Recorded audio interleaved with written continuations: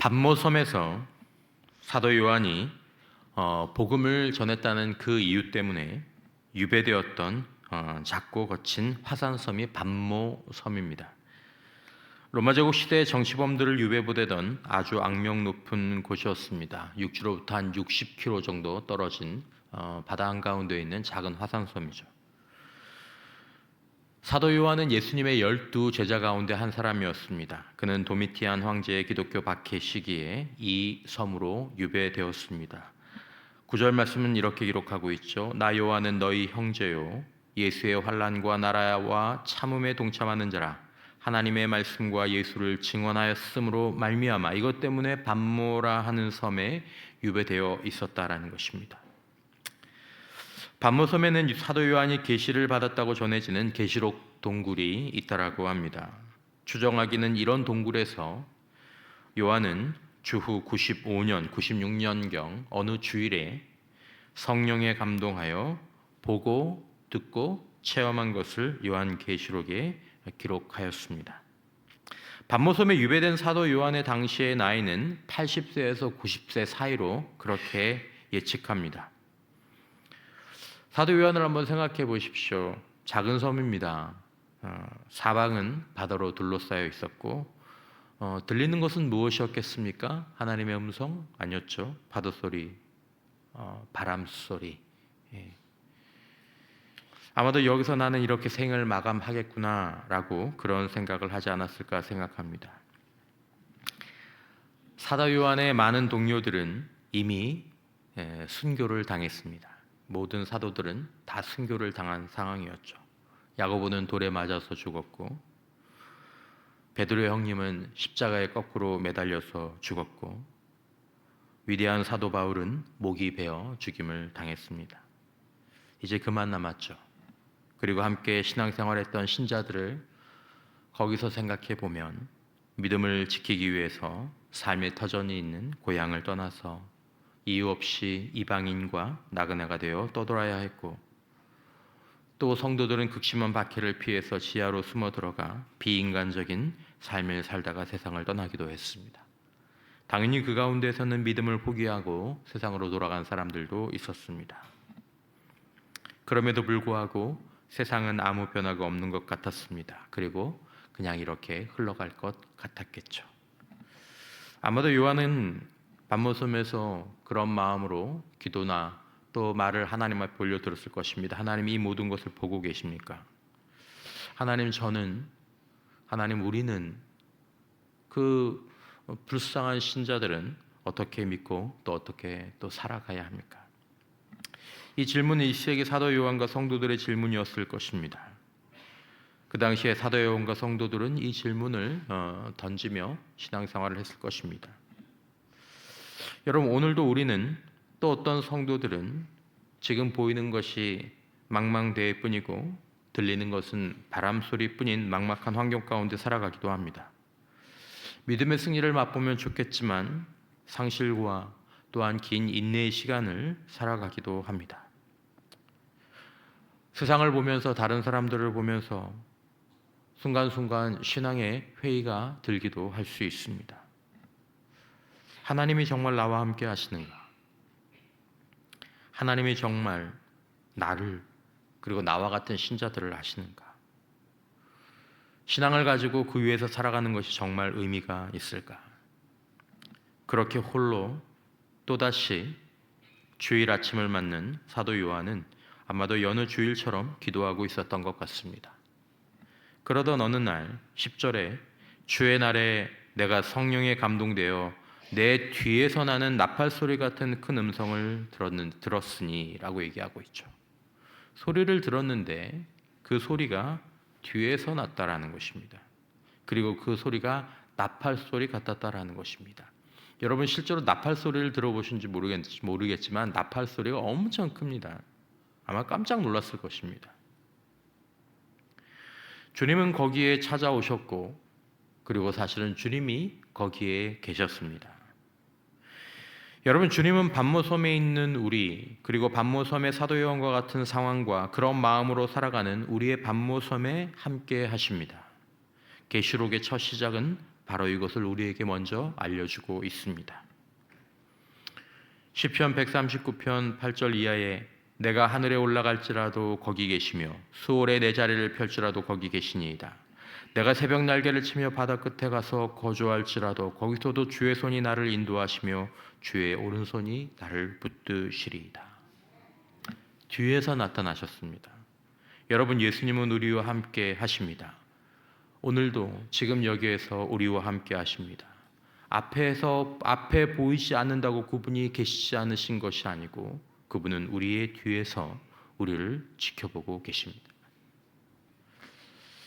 밤무섬에 우리 광야에서 돌베개를 하고 쓸쓸히 몸을 누인 우리의 뒤에서 주님은 우리를 보시고 또 우리를 아십니다. 주님은 주님의 시선이 닿지 않는 것 같은 장소에 주님의 손이 쉬고 있는 것 같은 그런 상황 속에서도 우리와 함께 하십니다. 여러분, 저와 여러분들은 지금 첫 번째 성탄절과 그리고 두 번째 우리 주님 다시 오실 강림절 이 사이를 살아가고 있는 사람들입니다. 인생의 밤모섬에 유배된 것 같은 삶을 살아가면서 엎드린 성도들에게 계시록의 첫 장면이 바로 이것을 알려주고 있는 것입니다. 압도적인 음성을 듣고 요한이 당연히 몸을 돌렸겠죠. 그리고 그는 자기가 이미 알고 있었던 분을 전혀 다른 분으로 만나기 시작합니다. 그리고 이것은 인류의 역사가 영원히 기억해야 될 그 광경을 그 자리에서 목격하게 됩니다. 사도 요한이 몸을 돌려서 바라본 분은 그가 갈릴리 해변에서 거닐던 그런 온유한 스승의 모습이 아니었고 십자가에 못 박힌 무력한 희생자의 모습도 아니었습니다. 사도 요한이 본 것은 부활하시고 승천하셔서 만유의 주로 다스리시는 영광 그 자체이신 예수 그리스도를 바로 거기서 보았습니다. 12절 이하에 보면 몸을 돌이켜 나에게 말한 음성을 알아보려고 돌이킬 때 7 금촛대를 보았는데 촛대 사이에 인자 같은 이가 발에 끌리는 옷을 입고 가슴에 금띠를 띠고 그의 머리와 털의 희기가 흰 양털 같고 눈 같으며 그의 눈은 불꽃 같고 그의 발은 풀무불에 단련한 빛난 주석 같고 그의 음성은 많은 물소리와 같으며 그의 오른손에 7 별이 있고 그의 입에서 좌우에 날성검이 나오고 그의 얼굴은 해가 힘있게 비치는 것 같더라. 여러분, 우리는 복음서에 소개된 예수님의 모습으로만 예수님을 생각할 수 있습니다. 기적의 예수님, 필요를 채워주시는 예수님, 위로자 예수님. 하지만 요한계시록은 우리에게 우주의 왕이시고 역사의 심판주이시며 교회의 주인이신 영광의 그리스도께서 이 계시의 주인이시며 이 계시의 발신자이심을 분명하게 보여주고 있습니다. 사도 요한은 예수님께서 이 땅에 계실 때 예수님의 품에 이렇게 안기던 제자였습니다. 그랬던 사도 요한이 이제는 그 예수님 앞에 안긴 것이 아니라 엎드려 죽은 자 같이 되었습니다.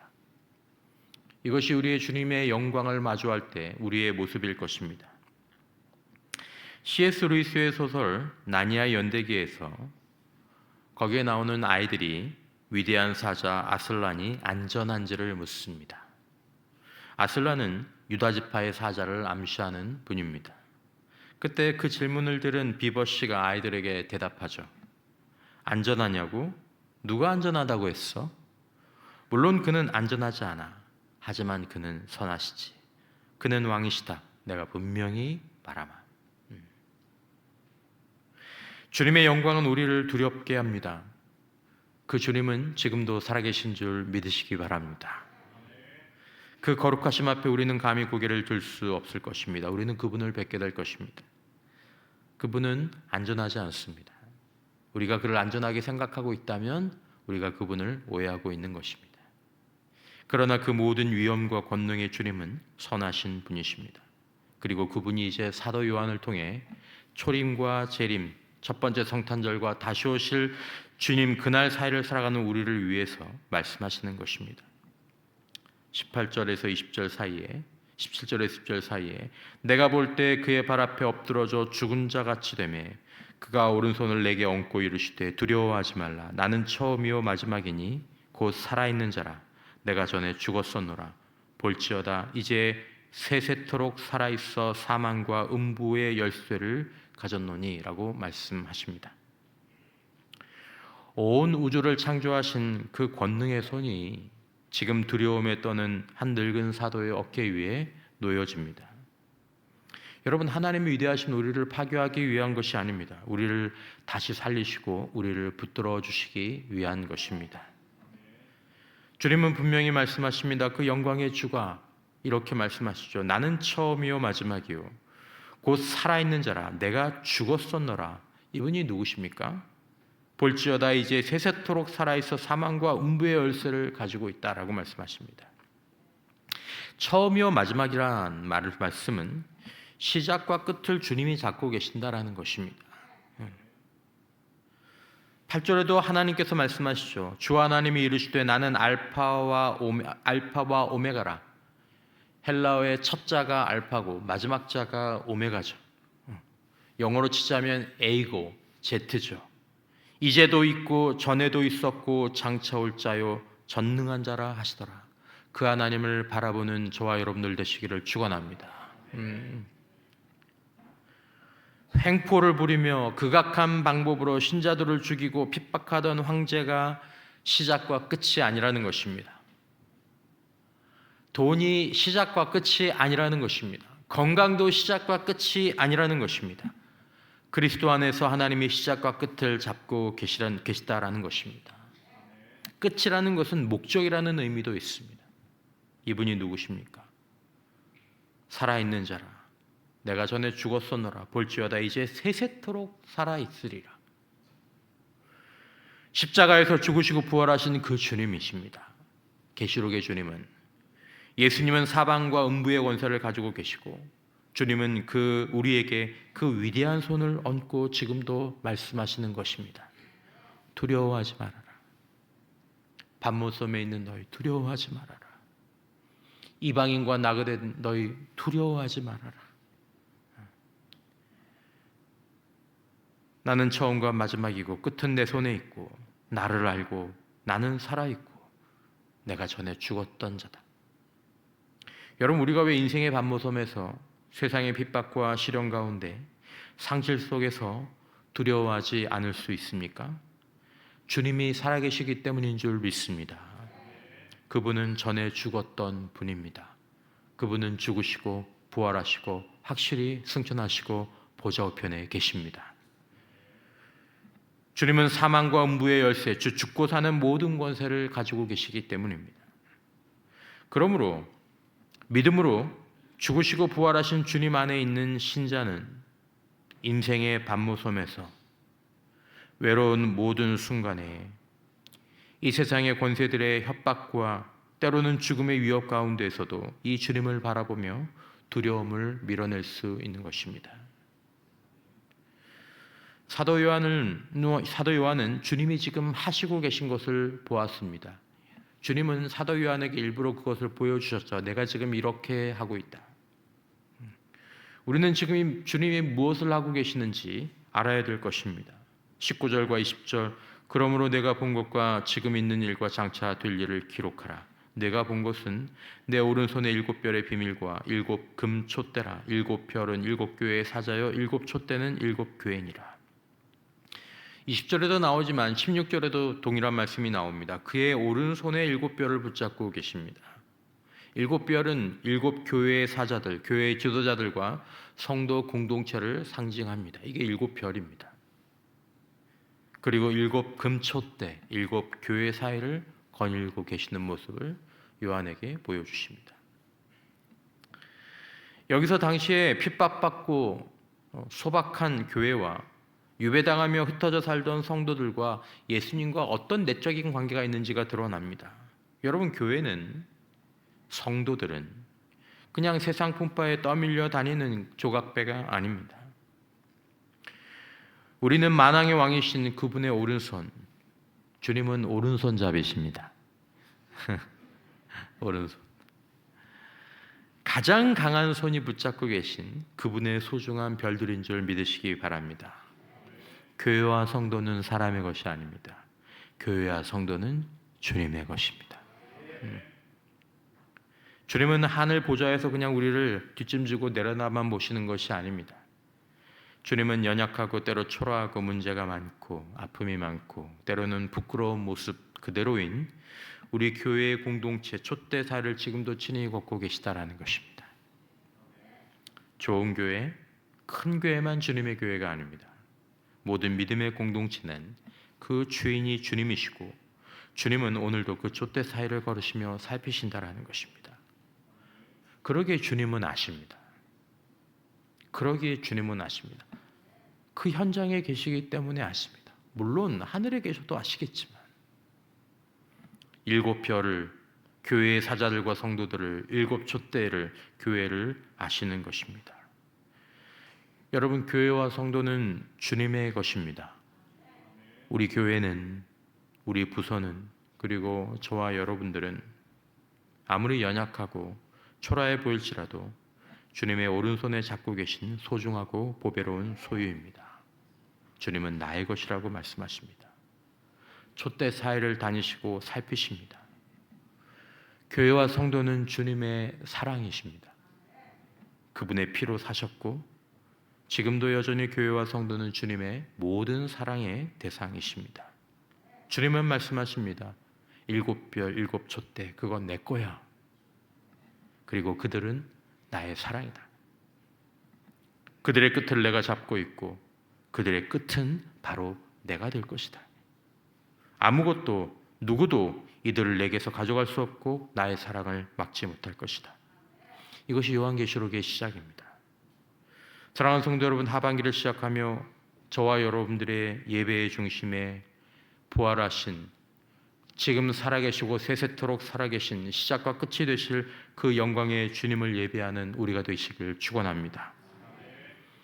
주일에 우리는 우리 뒤에 계신 주님을 바라보며 소박한 예배당에서 진실한 믿음의 예배를 드릴 수 있길 바라고, 좋은 교회도 있고 문제가 있고 연약한 교회도 교회의 모습이 있을 수 있지만, 타락 직전의 교회도 있을 수 있지만, 실망스러운 교회의 사자들과 성도들도 있지만 주님은 교회를 순금촛대라고 부르시고 그 사이를 거닐고 계십니다. 우리 교회를, 우리 부서를, 우리 공동체를, 그리고 저와 여러분들을 주님의 눈으로 보시길 바라며 이것이 사람의 교회가 아니라 주님의 교회임을 알아야 될 줄 믿습니다. 여러분, 마지막으로 여러분 자신을 보시기 바랍니다. 혹시라도 밤무섬에 갇혀 있지 않습니까? 삶과 신앙의 어려움 때문에 회의가 있지는 않습니까? 주님은 살아계십니다. 시작과 끝이 되십니다. 사망과 음부의 열쇠는 돈과 권력 세상에 있는 것이 아니고 주님께, 하나님께 있는 것입니다. 우리가 초라하고 능력이 없습니까? 무능합니까? 무력합니까? 그것은 전혀 문제가 되지 않습니다. 능력은 하나님께, 주님께 있는 것으로 충분한 줄 믿습니다. 믿음의 눈을 돌려 이 말씀의 창문으로 영광의 주님을 바라보시기를 바랍니다. 오른손을 얹고 두려워하지 말아라 말씀하시는 주님의 음성을 믿음으로 들을 수 있기를 바랍니다. 두려워하지 말아라. 나는 처음이요 나중이다. 너는 나의 것이고 너는 나의 사랑이다. 이 음성을 듣고 인생의 밤모섬에서 다시 한번 믿음으로 뜨거운 찬양과 기도를 올려드리며 주님 오실 날, 주님 만날 날을 기다리며 바른 믿음으로 승리하며 살아가는 주님의 소유와 사랑된 교회, 그런 성도들이 되시기를 주님의 이름으로 축원합니다.